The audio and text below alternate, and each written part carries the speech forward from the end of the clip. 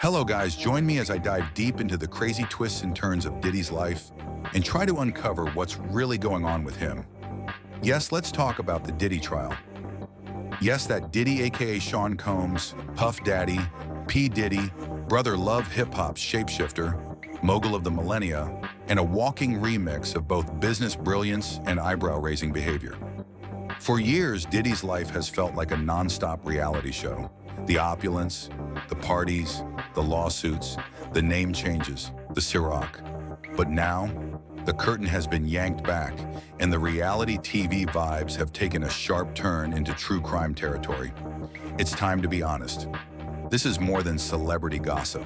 It's not just another saga for Twitter threads or meme fodder. This trial, centered around allegations of abuse, trafficking, and a lifestyle that sounds like it was ghostwritten by a Scorsese character, has forced us to confront something we're often hesitant to admit. Some of our icons might have been monsters all along. Let's not pretend Diddy didn't leave a massive mark on culture. He practically airbrushed the sound of late 90s hip-hop and early 2000s R&B. If you've ever yelled, take that, unironically, or danced to Mo Money Mo Problems at a wedding, you've felt his influence. His legacy includes hits, fashion lines, vodka deals, and enough bad boy for life bravado to inspire a generation. But with the lawsuits piling up like unopened fan mail, the bad boy image is cracking. Some say it's all just opportunism. Others point out that where there's smoke, there's usually a very expensive NDA, and Diddy's lawyers have been busy for years. We can't pretend anymore that all this chaos is just eccentric celebrity behavior. There's a pattern, and patterns don't lie. Sean Diddy Combs, the man who brought us hits like Mo Money Mo Problems and Bad Boy for Life, is now facing a legal battle that could redefine his legacy. Once a mogul synonymous with success, Diddy is now at the center of a federal trial in New York, charged with sex trafficking, racketeering, and transportation for prostitution. The trial, which began on May 5, 2025, has already unveiled shocking testimonies and evidence, leaving fans and critics alike grappling with the reality of the man behind the music. The charges against Diddy are grave. Prosecutors allege that he orchestrated a criminal enterprise involving forced labor, kidnapping, and sexual exploitation. Central to the case are the so-called freak-off parties, drug-fueled sex events where victims were allegedly coerced into participating under duress. These sessions, described as elaborate and produced sex performances, reportedly lasted for days and involved substances like ketamine and GHB to keep participants compliant. Disturbingly, some victims required IV fluids afterward to recover from the physical toll. Evidence presented includes the seizure of over 1,000 bottles of baby oil and lubricant from Diddy's properties, suggesting a level of premeditation and organization to these alleged activities.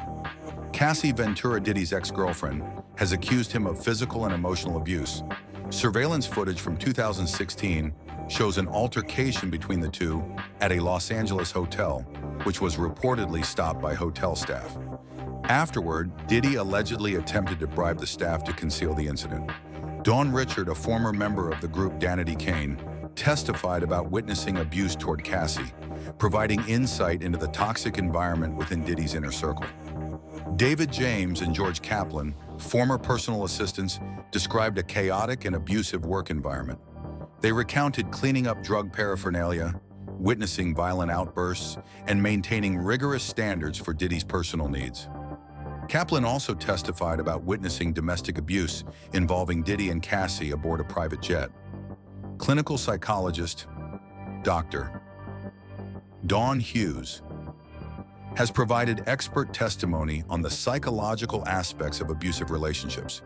She explained how love and manipulation can create complex emotional bonds, making it difficult for victims to leave their abusers. Her insights have been crucial in helping the jury understand the dynamics at play in the allegations against Diddy. Diddy has pleaded not guilty to all charges and maintains that any sexual activity was consensual. However, the evidence and testimonies presented so far paint a troubling picture. The trial is expected to continue into the summer, with a verdict potentially impacting not only Diddy's future, but also the broader conversation about power, abuse, and accountability in the entertainment industry. While awaiting trial, Diddy has been denied bail multiple times, primarily due to concerns about potential witness tampering. He is currently held at the Metropolitan Detention Center in Brooklyn, New York. Reports indicate that he has been placed on suicide watch as a precautionary measure, though his current mental state remains unclear. The allegations against Diddy have sparked widespread media coverage and public debate. A forthcoming Netflix docuseries, produced by 50 Cent, aims to delve into the accusations, with proceeds intended to support victims of sexual assault.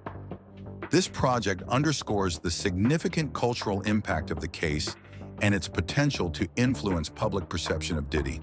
The Diddy trial is not just about one man, it's a reflection of broader issues within the entertainment industry. It raises questions about the abuse of power, the treatment of women, and the lengths to which individuals will go to protect their status. As the trial unfolds, it serves as a stark reminder that fame does not exempt one from accountability. The Diddy trial is a sobering reminder that the world of entertainment is not always as glamorous as it seems. Behind the glitz and glamour, there can be darkness and abuse. As the legal proceedings continue, it is imperative that we, as a society, confront these uncomfortable truths and hold individuals accountable for their actions, regardless of their status or fame. Diddy isn't the first to face a public reckoning. We've been here before. R. Kelly, Russell Simmons, even Michael Jackson's legacy has been endlessly dissected. And every time, fans are split between denial and disillusionment. Some people scream, "Innocent until proven guilty," while others quietly scrub playlists and shift uncomfortably when those songs pop up at brunch.